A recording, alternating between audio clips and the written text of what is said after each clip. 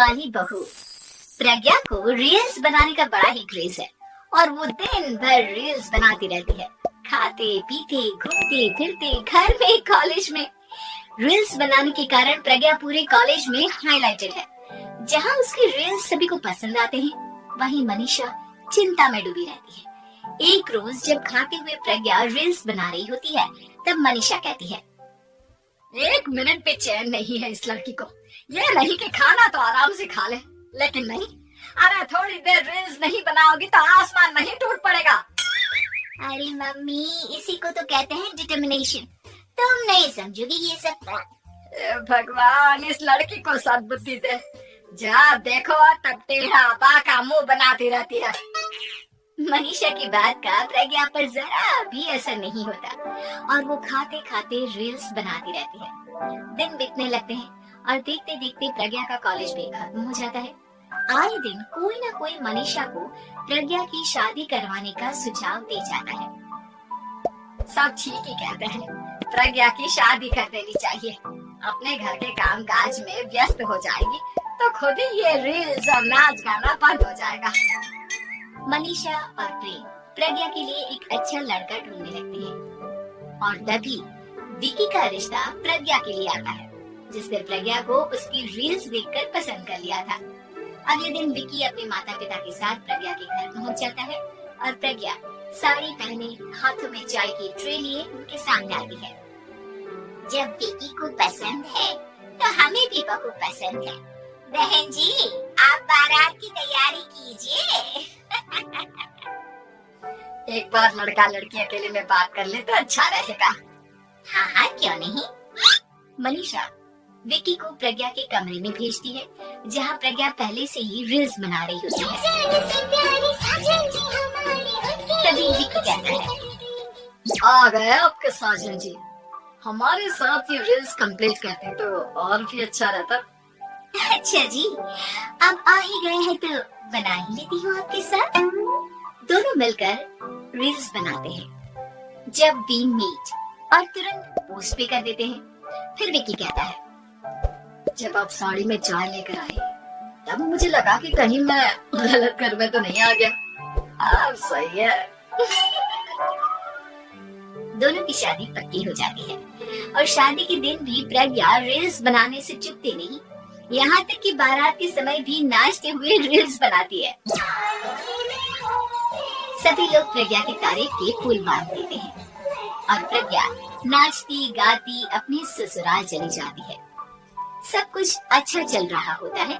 प्रज्ञा यहाँ भी दिन भर हर चीज की रील्स बनाती रहती है।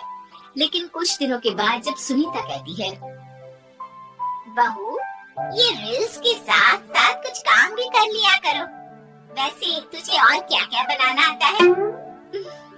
मम्मी जी, वैसे तो सब कहते हैं कि मैं सब कुछ अच्छा बनाती हूँ, लेकिन मुझे लगता है कि मैं मैगी अच्छा बना लेती हूँ। हाँ, कॉफी भी अच्छा बना लेती हूँ और मुंह तो सबसे अच्छा बना लेती हूँ।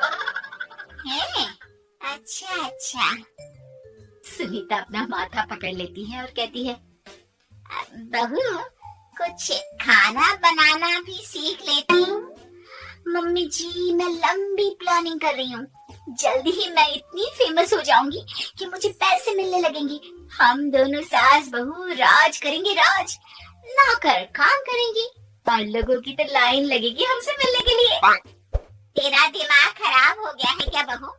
हंसी मजाक तक ठीक है, लेकिन इस तरह घर नहीं चलते।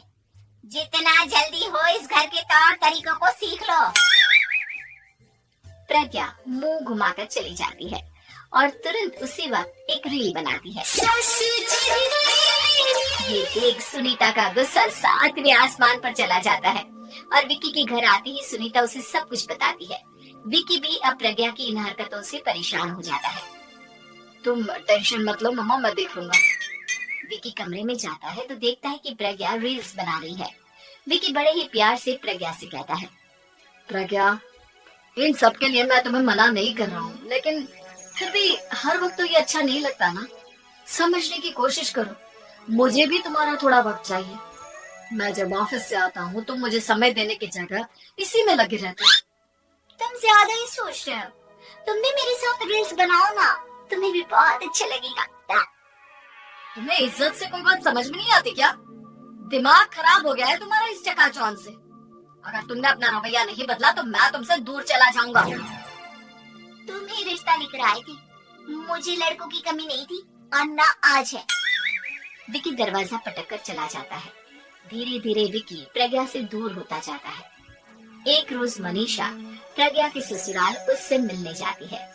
तब सुनीता उससे कहती है, बहन जी अब आई है तो कुछ दिन यहाँ रहकर जाइएगा, आप ही का घर है।